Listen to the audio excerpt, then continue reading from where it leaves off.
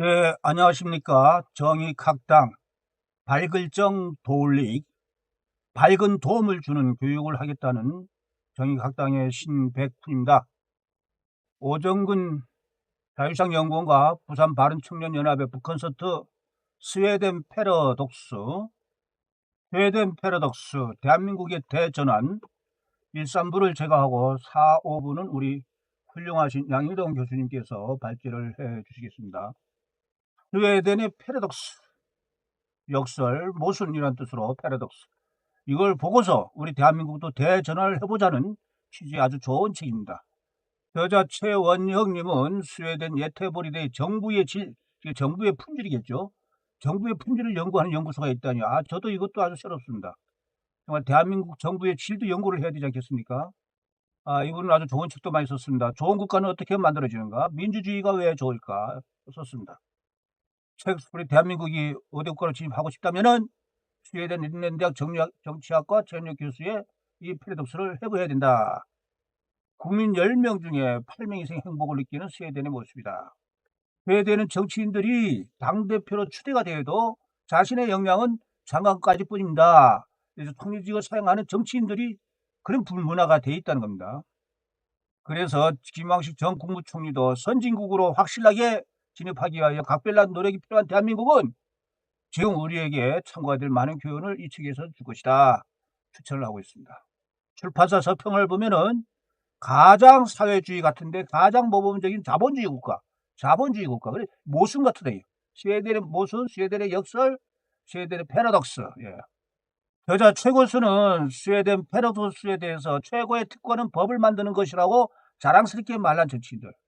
그러니까 대한민국 국회의원들은 특권이 뭡니까? 그냥 뭐 온갖 것에 특권이 너무 많죠. 근데 스웨덴 국회의원들은 오로지 좋은 법을 만드는 것이라고 자랑스럽게 말하는 것. 그러니까 우리하고 틀리죠. 우리 국회의원들하고 틀린 겁니다. 대기업이 잘 돼야 국민에게 좋은 것이라고 믿고 올라갈수록 권위가 보이지 않아요. 나보다 똑똑하고 잘난 사람이 많고 스스로 낮추는 사람, 가장 사회주의인 나라 같은데 세계에서 가장 모범적인 자유본주의적 국가인 스웨덴의 패러독스를, 이거는 저자 최연혁 저자가 체험담, 예, 사례 중심으로 쓴 책이다 하는 겁니다. 목차를 보면은 1부 대리 뽑는 경제, 2부 특권 없는 정치, 3부 차별 없는 사회까지가 신백훈 발제자가 하고 4부, 5부는 우리 양희동 박사님이 해주시겠습니다. 글을 시작하면서 일장 스웨덴 패러독스를 해부한다 그렇게 되는데, 여기에 보면은 헤럴드 라스웰이라는 분이 국가가 발전하는 과정에서 6가지 도전에 직면한다고 되는데, 우선 그 전에 유럽에서 가장 가난한 나라였으며 또 러시아, 프랑스 강대국으로부터 정치 자금을 받아서 그것 때문에 국내 정치가 좌지우지 되었던 정치 부패 국가였던 스웨덴, 성불평등 국가였던 스웨덴, 이것이 100년 뒤에는 어떻게 되냐? 행복지수 세계 7등, 한국은 61등, 또 성평등 지수는 1등, 인간개발 지수는 6등, 한국은 19등, 부패 지수는 세계에서 4등, 한국은 32등, 이렇게 발전된 건 어떻게 됐는가? 그래서 국가가 발전하는 과정에서 6가지 도전과 위기에 있다. 이걸 보면서 스웨덴은 이 6가지에 대해서 잘 대비를 했고 법도 만들고 그랬다. 정체성 문제로 갈등을 빚죠. 또 우리 대한민국은 이 역사 해석에서 참 문제가 많죠. 대주 4.3, 광주 5.18 사회 구성도 갈등 커지고, 그런데 참 이걸 보면서 우리가 그 생각이 났습니다. 다음 정당성 문제, 정치적 정당성은 통치자에 대한 인정과 평가에 따라서 결정되고, 국민이 지지를 얻어내기 위해서는 국민과 마음을 관통하는 것이어야 되고, 국민이 참여가 있어야 되고, 국민이 참여 없이는 대의민주주의는 뿌리 내리지 못한다.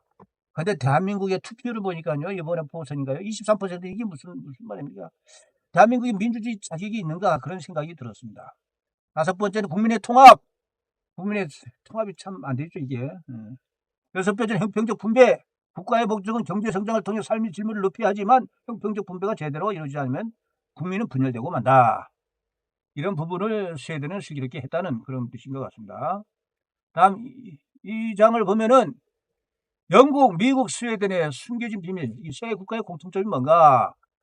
세 국가의 공통점은 다 민주주의 국가죠. 그 중에서도 유럽 대부분의 나라가 2차 세계대전을 통해 가지고 주권에 심각한 상처를 입었지만은 영국, 미국, 스웨덴만큼은 한 번도 유린당한 적이 없다. 두 번째는 다 미국이나 영국은 산업혁명, 정보 과학혁명 대국으로 들어갔지만은 스웨덴은 그런 건 없지만은 이 세 나라가 영국, 미국, 스웨덴 공통점이 뭐냐? 모두가 행정계획을 했다는 거, 교육계획을 했다는 거, 관료 부패 계획을 했다는 거, 이것이 공통점이다. 그리고 최현혁 저자가 진행한 연구를 보면은 영국은 귀족 출신이죠. 귀족으로 해서 바로 하원으로 가고 뭐하고 귀족 출신. 미국의 경우는 시의원, 지의원 그런 절차를 밟아서 하는데 스웨덴의 경우는 청년위원회 활동을 거쳐서 기초위원, 국회의원 순으로 해서 즉 뭐냐? 스웨덴의 경우는 청소년 시절부터 정치에 입문해서 기초위원회에서부터 차곡차곡 나갔다는 겁니다. 나갔다는 거죠. 근데 대한민국은 뭔가요?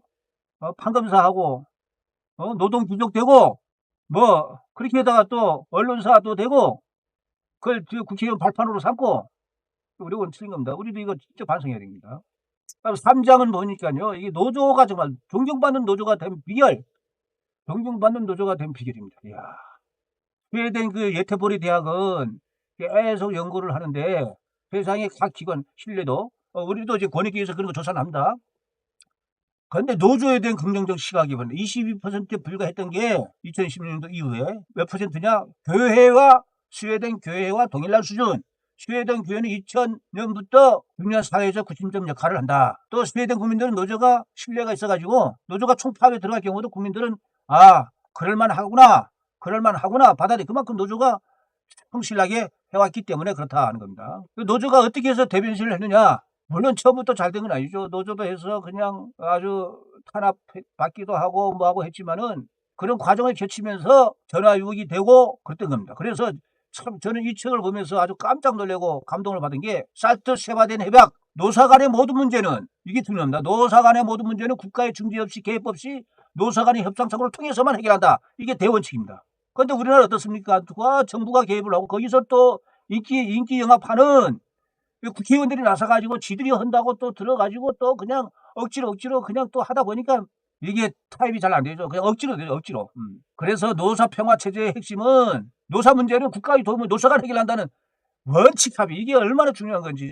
이게 여기까지 오기가 얼마나 힘들겠습니까? 이거 우리 배워야 됩니다. 대한민국 국민 알아야 됩니다. 정치인들 알아야 됩니다. 국회의원들이 뭘 한다고 이렇게 말이죠. 노사 간의 헌거를 평화적으로 하도록 놔둬야 되죠. 예. 이거는 어떻게 들었느냐? 왜냐면은 그다음 또 중요한 게 노조 간부들의 특권 배제 정신.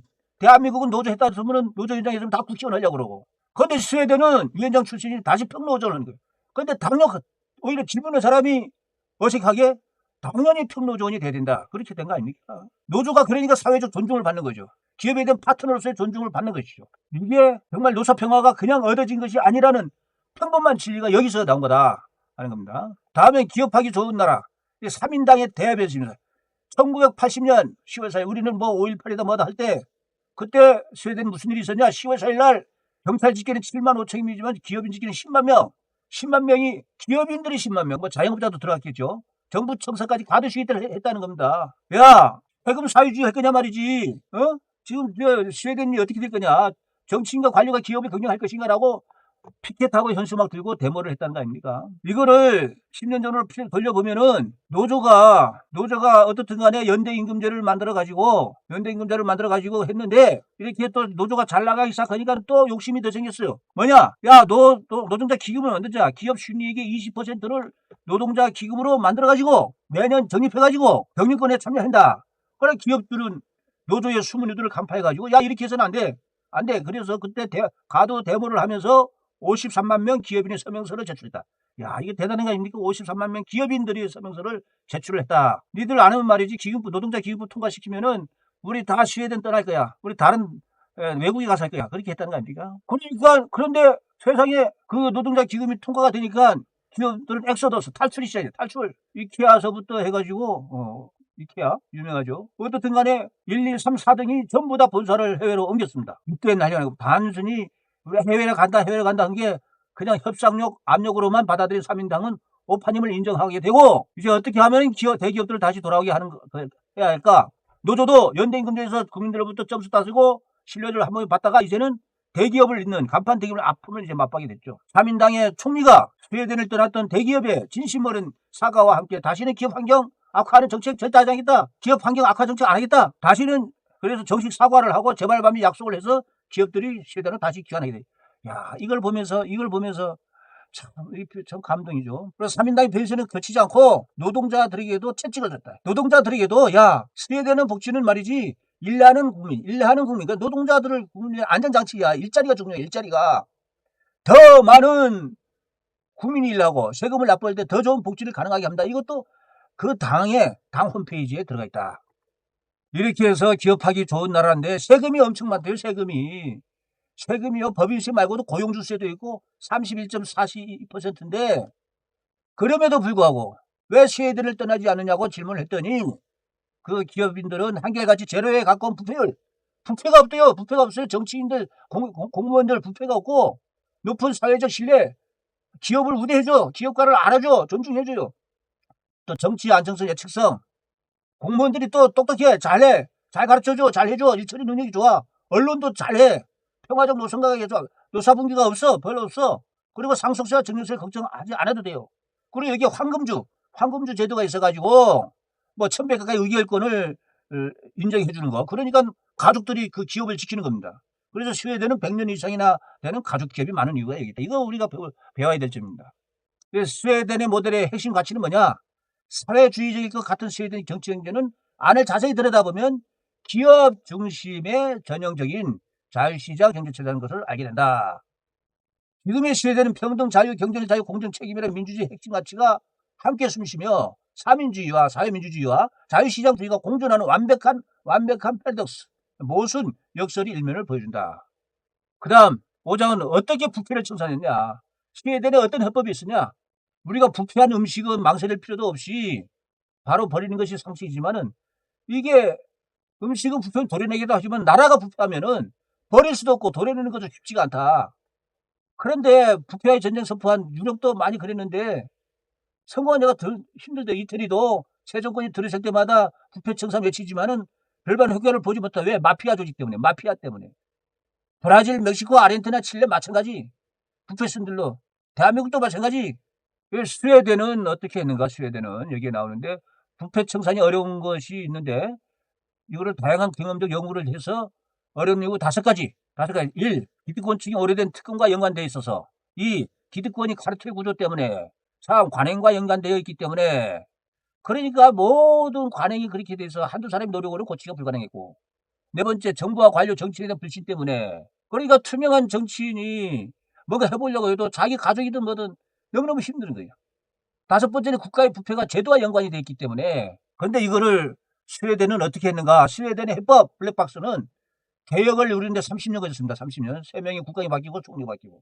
이걸 우리가 타산지석으로 삼아야 될 것 같습니다. 진짜 이걸 하면서 그 스웨덴의 모든 왕에서부터 모든 국민들, 지식인 다 이렇게 해당합니까? 이 부패 청산국에서 스웨덴은 한때 외교가에서 우스갯거리의 소재가 될 정도로 최고의 부패된 나라였대요. 71년 프랑스 대사의 보고서에 보면은 스웨덴은 정부와 의회의 모든 정치인뿐 아니라 사회 전체가 부패의 병에 감염되어 움직이는 나라. 야, 어떻게 이런 나라가 이렇게 됐을까? 여기서 정부의 품질 연구소에서 스웨덴의 성공 사례를 이렇게 했는데 과학이 우주 기원인 대폭발 이론을 탈부패 모델에 적용해서 탄생한 이 이론이 핵심이래요. 이 대한민국도 이거 봐서 해야 됩니다. 최초의 계획은 어디에서부터? 행정부 계획에서부터. 정부 주도 계획이 진행돼야 하지 않으면 안 된다. 또 사회개혁은 뭐냐? 교육개혁. 또 교회가 가지고 있던 국민교육을 중심으로 학교 조직을 했고, 그 다음 관료제 교육. 다음엔 지방자치 강화를 위해서 조세제도 법원개혁. 마지막 정치특권개혁. 350년 의회, 국회의원. 이 체제를 참 개혁이 힘들었죠. 다음 5장 만년도 어떻게 청산했나? 자, 이거 부패 청산을 위한 조건. 반부패 정책이 실패한 이유는 반대 세력이 다시 힘을 모아서 반격할 수 있는 걸 여지를 남겨놓아서 완전히 끊지 못했을 때에는 또 그렇단다. 그러니까 민주주의 체제는 자꾸 바뀌니까, 정당이 바뀌니까 대한민국이 그래 10년마다 바뀌면서 최고 지도자를 직접 배출해 추진하거나 그렇지 못하면 불가능하다. 모두 윈윈할 수 있는 모델은 부패가 낮아 신뢰할 수 있을 때나 가능하다. 그러니까 이게 부패 체결은 특권이 문제죠. 부패 체결은 특권이 없애는 것이 특권인데 특권 철폐 없이는 부패는 전혀. 그런데 대한민국이 지금 특권이에요. 국회의원 특권, 광주 5.18 특권, 제주 4.3 특권, 그 김태산 그 칼럼니스트가 남북한 모두가 독재다. 남북한 모두가 독재입니다. 왜? 북한은 주사파 김일성주의 독재고 대한민국은 5.18 독재다. 얼마나 설득력이 이런 칼럼입니까? 그러니까 최고의 지식인, 외국 지식인 집안은 2년 동안이나 명예훼손으로 감옥에 가 있다는 게 이게 되냐? 안 된다. 매일 중에 6자, 특권을 거대는 정치. 여기는 보니까요, 삼선위원회 국회 부의장실을 서너 번 가봤더니 저자가 세상에 보좌관이 없어요. 직접 나와서 마중을 하고 외투도 받아서 걸어주고 커피도 직접 뽑아서 주고 인터뷰도 시작하고 끝나면 엘리베이터까지 배웅도 하고 친절하게. 세상에 그 삼성 부의장까지 했으면 뭐 할 겁니까? 아, 그럼 국회의원 되기 전 자리로 돌아가야지요. 그렇게 했다는 거 아닙니까? 이거 우리가 배워야 되지 않겠습니까? 이걸 여의도 국회의원들 배워야 되지 않겠습니까? 까다로운 정치인, 그 정치인들은요, 뭐 유리도 아니고, 내 아들 돈을 제때 안 냈을 적에, 법인카드 잘못 썼을 적에 사소한 실수 등으로도 다 된대요. 그리고 이코노미석을 타는 거 최싼 거, 또 개인 보좌관이 없어요. 그리고 국회의원들이 그 입법 발의, 그 실적이 다 있고, 오로지 특권을 거둬내야만이 국가 경쟁력이 생긴다. 법을 만드는 것만이 가장 큰 특권이라는 인식을 가진 정치인. 작은 실수라도 국민 앞에 떳떳하지 못하면 장관 자리, 국회의원도 훌훌 벗어던지는 정치인, 15평방미터의 작은 의원실, 쪽잠 자고 개인 정책 보좌관도 없이 혼자서 법안을 만드는 사람들, 국민들 앞에 가장 떳떳하게 나서 있는 사람들이 국회가 있는 나라. 이런 나라가 경쟁력 있지 않겠습니까? 칼슨 정치인과 모두 함께 잘살 노력하는 상생이 정치에 희생이 정치인만이 그런 나라로 갈 수 있는 요소다. 그리고 깨어있는 비판적 시민정신, 그런 길로 나갈 수 있도록 우리 국민들이 길잡이 역할을 해줘야 된다. 다음 7장 민주주의 경영 상태는 누가 챙겨야 될까? 아, 이것도 아주 감동이었습니다. 스웨덴의 하겐전 클러스터. 즉 우리 인간이 몸도 건강하다가 과부하 걸리면 바로 몸살경기 생기고 병도 생기지 않습니까? 그러니까 우리가 계속 건강진단 매년마다 하듯이, 그러면 그 나라에 민주주의의 병이 생기면 어떻게 되냐, 이거를 스웨덴은 시스템으로 되고 있어요. 국가 정치체의 건강 상태를 5가지 신뢰 지표로 파악해 볼 수 있다고 했는데, 첫째 요소는 국가와 사회에 대한 자긍심, 두 번째 체제의 원칙에 대한 믿음, 세 번째 체제 기능에 대한 신뢰, 네 번째 제도 혹은 기관에 대한 신뢰, 각 기관 속에서 활동하는 행위자들에 대한 신뢰, 대통령서부터 각 개인 이웃에 대한 신뢰, 그것이 없어가지고는 안 된다. 그래서 그러면 어떻게 해서 사람 몸을 건강 진단하듯이, 자, 나라의 체제, 나라의 건강, 나라의 민주주의 상태를 주기적으로 건강 진단을 해야 되지 않겠느냐? 아, 저는 이 책을 보면서, 그래서 스웨덴은 그렇게 되고 있구나. 왜? 우리가 잠깐만 방심하면은 잘못될 수가 있으니, 야, 우리 이렇게 하자. 두 가지로 해, 두 가지. 한 가지가 뭐냐? 민주주의 조사단을 운영하는 것. 두 번째, 민주주의 장관제를 도입하는 것. 두 번째, 민주주의 장관제. 민주주의 조사단과 민주주의 장관제. 민주주의 조사단은 뭐냐? 민주주의를 우리가 잘 되고 있느냐, 모든 똑똑한 사람들은 다 조사단을 만들어가지고 보고서를 내요, 보고서를. 야, 지금 현재 이렇게 진단이 되어 있는데, 이것 좀 모자라서 이것도 그래서 공고해야 돼요. 마치 감사원이 감사해가지고 공고하듯이. 야, 저도 조직이 있을 때 감사국장을 하면서 저는 지적사항보다도 경영 진단을 해가지고, 개선사항, 경영 권고사항, 그런 걸 많이 냈던 적이 있어요. 마찬가지로 민주주의도 그렇게 해야 된다. 그 다음 민주주의 전문 장관제야. 어떻게 민주주의 전문 장관제래요. 그래서 지금 각 장관이 한 20개 장관인데, 그때마다 정부 정책에 따라서 유기적으로 해가지고 민주주의 장관을 소속 부처에다가 이렇게 배치를 하는데, 무슨 얘기냐? 학교, 연구소, 정치, 이렇게 유기적으로 서로가 관련하게 밀접하게 나라의 건강에 대해서, 민주주의 건강에 대해서 같이 공부를 한다. 연구도 한다. 고친다. 개선한다. 그런 겁니다. 이 세심한 관리가 필요한 민주주의 몸 이상 신호를 보면 기침도 나고 열도 나고 그러지 않습니까? 마찬가지로 우리나라라고 한 것도 평소에 항상 최악의 상황을 준비해서 홍수도 대비하고 뭣도 대비하고 하듯이 그걸 안 하면 안 돼요. 그래서 스웨덴 외교부는 세계의 각국 인권 및 법치 상황도 파악하고 개선 방안을 왜냐하면 다른 나라도 가면서 혹시 우리나라는 이런 사례 없을 건가, 그렇게 한다는 거죠. 각국의 인권조사 시리즈를 내놓고 있다는 것이죠. 스스로 인권국가임을 천명하고 세계의 인권 문제에 눈 감지 않고 선도해서 나가는 자신감 표현이기도 하지만은, 이렇게 하면서 야, 우리 스웨덴은 이 나라와 같이 잘못된 거 아니야, 반면교사라도 배우겠다 하는 거 아니겠는가, 그겁니다. 8장 스웨덴 좌우파의 국가 우선주의 설득을 통한 상생의 정치. 이거 보면요, 그렇게 서로 언쟁하고 정쟁하고 하다가도 떠나는 지도자를 위한 정적이 고별사. 평상시에는 불꽃 튀는 싸움을 하지만은 서로 떠날 때는 덕담해주고 그런 거 아닙니까? 오로지, 야, 우리는 싸우죠. 국민에게 어떻게 더 설득력이 있게 하느냐? 설득이 한 4가지 요소를 정치인들은 항상 공유를 한다는 거죠. 자, 힘 있는 설득은 좋은 스토리. 둘째, 공감을 이끌어내는 힘. 셋째는 논리적 설득력. 네 번째는 좋은 의도와 방향성. 이 네 가지를 결합해서 나의 주장이 옳다는 것을 국민들에게 보여준다. 우리 같이 그냥 권모 수준하고 싸움이라고 그런 게 아니고요. 그래서 그 정치란 것이 사회의 모든 이슈를 빨아들이는 블랙홀이 아닙니까? 정치가 제대로 되지 않고서는 안 된다는 것이죠. 근데 스웨덴은 보니까 정말로 세 가지 정말 힘든 것도 여야 좌우 공조를 했대요. 연금 고갈 문제도 여야 공조를 했고, 또 국방 공조를, 푸틴이 우크라이나 침공을 하니까 스웨덴은 영세 중립국인데도 참가하니까 러시아가 야 모두 적으로 간주할게 그러니까 이거 곤란하잖아요. 그래서 지금까지는 나토의 반대 입장이던 스웨덴이 야당을 설득해가지고 나토에 가입 신청서를 냈대요. 그리고 그 나토 훈련장에 야 야당 대표도 우리 같이 갑시다 관철 내가지고 국방과 안보 문제는 여와 야가 없다. 이게 얼마나 멋집니까? 여당도 야당이 되면 야당도 여당이 되면 국가를 이끌어갈 정도니까 이래서 그 같이 이렇게 하는 게 국민에게 비춰지니 얼마나 좋습니까? 세 번째, 코로나 대응을 위한 공조체제도 잘했다는 거 아닙니까? 이게 어려운 이슈를 이렇게 해결을 해냈다. 사회적 갈등이 심화는 결국은 정치의 실패다. 정치에서 사회 갈등 문제를 해결하지 못하면은 오히려 분열 갈등 오히려 조장해서 이익에 편성한 정치는 더욱 위험해지고 지역 감정을 이용한 정당의 결속 선거 독식을 위해서 그러니까 이게 정당들이 오로지 자기 기득권 유지하겠다는 속성만 했을 적에는 안 되는 게 나라를 망한다 이게. 그래서 스웨덴 정치인들은 국가를 중심에 두어야 여야 간이 간극을 좁힐 수 있다. 그 마차가 전속력으로 마중을 달리면 결국 국민만 파탄난다는 것을 스웨덴의 상생의 정치, 여야가 없는 정치, 설득의 정치가 역설적으로 잘 보여주고 있다. 대한민국도 이렇게 해야 되는데 자 이거 보십시오.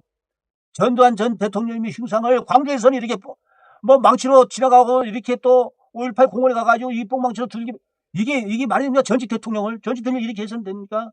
나는 어떻게 이런 사람들과 같이 하늘나라에서 숨쉬면서 같은 말을 쓰고 같은 글을 쓰면서 살아야 되는지 정말로 슬픕니다. 정말로 슬프고 정말로 눈물이 나오고 어디 전직 대통령을 이렇게 하냐 이게. 김대중이 사형도 다 사면시켜줬잖아요. 전두환 대통령께서. 전두환 대통령이 언제 광주에 뭐 명령 내린 게 있습니까? 절대 없어요. 오로지 북한이 죽이려고 하는 대통령은 이승만, 박정희, 전두환이요. 왜? 북한이 이 세 대통령이 너무너무 잘하니까. 그러니까 이 세 대통령을 미워한다는 건 북한하고 똑같은 거예요. 북한하고 똑같은 겁니다 이게. 정당내는 계파가 없는 이유가 뭐냐? 우선 후보자 선정 과정도 계파별로 사람 따라서 하는 게 아니고 전국 26개의 권역별로 5명씩 추천하고 그 5명을 또 권역위원회에서 하고 그 위원회별로 해가지고 절대 계파가 들어갈 수 없죠. 그리고 면접에 또 이것도 있었는데 지도자는 가족의 희생을 요구하기 때문에 가족이 승인 없이 가족이 동의해 있냐 없냐 그것이 제일 따진대요. 박재사 신백군도 지난 총선에 영등포 갑구에 예비후보로 등록을 했다가 우리 같이 살고 있는 장인어른 큰딸이 국회의원 출마 결사 반대해서 기타금 돈도 안 주고 해서 예비후보만 하고 그랬습니다. 왜? 가족이 동의 없으니까 안 되더라고요. 가족이 동의 안 해가지고 출마하는 게 천만다행이긴 하지만은. 그래서 프랑스는 이런 정치 문화가 자리 잡아서 계파가 없어요. 너가 혼자 잘난 게 없어. 이게 얀테의 법칙. 이게 스웨덴 사람의 행동 양식 문화. 이게 우리나라도 이거보다 더 좋은 게 있지 않습니까? 우리나라도 삼강오림도 있고, 화랑도도 있고, 우리도 얼마든지 있죠. 동방예의지국도 있고. 근데 우리가 알기만 하고 실천을 안 해서 그렇지. 자, 봅시다. 스웨덴의 얀테의 법칙은 뭐냐? 1. 너가 엄청나게 뛰어난 사람은 아니다. 너가 혼자 선하다고, 혼자 똑똑하다고, 혼자 나은 사람이라고, 더 많은 것을 안다고, 더 귀한다고, 너가 더 쓸모있다고, 다른 사람 비웃지 마라. 누군가 보살핀다 생각하지 마라. 그러니까 지도자는 경쟁하는 것이 아니라 선택받는 거. 이 책에 나온 내용이었습니다. 참 아주 참고되는 내용입니다. 그 다음 10장. 이게 사회 성평등 국가. 스웨덴에서는 육아 관련된 봐봐. 애기 육아를 한다는 거죠. 아빠, 엄마 다. 아빠도 더 열심히 엄마에만 맡긴 게 아니고, 아빠가 유모차 데리고, 유모차 끌고 카페 가서 그냥 카페 라떼 마시는 거니까, 라떼 빠빠라는 말이 나오고, 라떼 맘마라는 것이 나오고 그랬대요. 그리고 여기에서는 육아용품 개발품이 있대요. 세상에 신생아를 데리고 조깅을 할 수 있도록 조깅용 유모차, 쌍둥이 위한 2층 유모차, 새쌍둥이 유모차, 또 등산이나 트레킹을 하면서도 아주 이렇게 배낭에 아기를 업고 갈 수 있는 특수 백팩 인기. 참 이렇게 꼼꼼한 육아 서비스로 해서 출산율을 효과 있게 하고 80년대 1.6까지 떨어진 출산율을 올렸고 또 한 번의 위기 1.5로 또 하락한 출산율을 또 올렸고 그런 우여곡절 한 번도 안 되고 꾸준하게 보완을 하고 있더라. 그다음 제일 중요한 게 성평등의 문제, 성평등 문제. 이게 정치적 평등, 경제적 평등, 자기개발, 교육적 평등, 무급의 노동과 자녀 돌봄의 공동책임, 균등한 근거사태, 여성이 대 남성이 폭력하면 안 되죠, 이게. 그래서 6가지 정책 목표를 달성하기 위해서 민주주의 장관이 성평등 장관직을 하면서 하고 있고, 여기에 보면은 성평등청, 차별ombudsman, 여성안전연구소 및 지원센터, 여성폭력전문병원들 해서 이렇게 국가적으로 잘 관리를 하고 있다. 그 다음 장애인 정책, 장애인 차별국가에서 장애인 친화국가로 들어간 게 뭐냐? 이 수업에 이 최원혁 교수가 들어가 보면은 맨 앞에 실체 타진 학생이 있는데 그 옆에는 수업도 해주는 보조 선생님, 또 다른 선생님은 또 다른 보조 선생님. 그러니까 그 장애인 옆에 2명의 보조 선생님 교대로 배치가 된대요. 그래서 우리가 스웨덴이 50년 만에 장애인 정책이 성행할 수 있던 배경은 인간의 보편적 권리인 인권 보장이 핵심 요소다. 장애인을 바라보는 시각은 우리가 모두 다 장애인이 될 수 있다. 우리가 다 나도 장애인이다. 그런 자세가 필요하다. 다음 12장 국민 여러분 마음을 열어주세요. 이게 이민이죠, 이민. 이민자가 없으면 스웨덴 사회는 정상입니다. 처음에는 이민을 하니까 난민 수가 34만 명이 들어왔대요, 스웨덴. 이거 노벨 평화상까지 받았는가, 노벨상까지. 근데 스웨덴의 극우 정당들이 이민자 사고도 많이 내고 뭐하고 하니까 못 들어오게 임명 절차를 받고 있는 난민들의 팜플렛을 나눠주면서 스웨덴 10,000원입니다. 오지 마세요. 와도 돈도 안 드리고 집도 안 줍니다. 그랬는데 2014년 스웨덴 총리가 국민들에게 비록 표는가 키치전쟁, 투표에 표는가 전쟁 이런 식으로 얘기를 한 겁니다. 우리나라는 어려움에 처한 사람들을 위해 분연히 일어나 개방했던 나라였음을 상기시켜 드리고자 합니다. 우리가 1998년 숫자만큼의 난민들이 현재 속출하고 있는 상황입니다. 지금 스웨덴 국민들께서 인내심을 보여줄 것을 요청합니다. 여러분들 마음을 활짝 열어주길 간절히 바랍니다. 정치 지도자는 이렇게 해야 되죠. 정치 지도자가 아부 발언만 하고 이기영합 발언은 안 됩니다. 국민들 이렇게 해주십시오. 처치까지 여러분 피와 땀과 눈물을 요구합니다. 그렇게 해야 되지 않겠습니까? 대한민국 정치도 그렇게 해야 되죠. 그런 게 없다 이겁니다. 예. 13자 여행에서 찾은 지방 경쟁력이 곧 국가 경쟁력이다. 그러니까 그 스웨덴은 지방도 잘 발전시켰대요. 그래서 도시에 살다가 시골에 이사한 도시 사람, 시골집에 가보니까 이게 세상에 아파트도 정리하고 가보니까 큰 저택을 구입했는데 개인주택인데 개인 필장, 사우나 시설, 벽난로, 개인 요트 선착장이 있는 2층 집. 자, 지방이 군용적으로 발전할 때 국가는 건강, 국민들의 삶은 풍요로워진다 이겁니다. 예. 자, 여기까지가 이제 3부 코스다. 4부서부터는 우리 양희동 철학도로서 이 행은 세수대학까지 결까지 새기면서 과연 해봤는가? 우리 대한민국이 대통령서부터 물론 훌륭하신 대통령 3분 빼고 이승만, 박정희, 전두환 빼고 나머지 대통령들은 나라를 구하기 위해서. 그런데 탕지 반명의와 9일신 1일신이 유명한 이야기 아닙니까? 은날의 탕왕이 이 글을 어디에다가 세수대에 글을 새겼다는 거예요. 세수대에. 이 키워드의 핵심은 요 진실로 구자입니다. 진실로 구자. 진실로 날마다 새로워져야만이 1일신 나란히 세워지고 또 웃자 또 새로워진다 이겁니다. 스웨덴이 그냥 한 번만 혁신해서 끝난 게 아니고 항상 즉 우리 인간은 말이죠. 인간이 우리 약점이야. 우리 약점 뭐냐?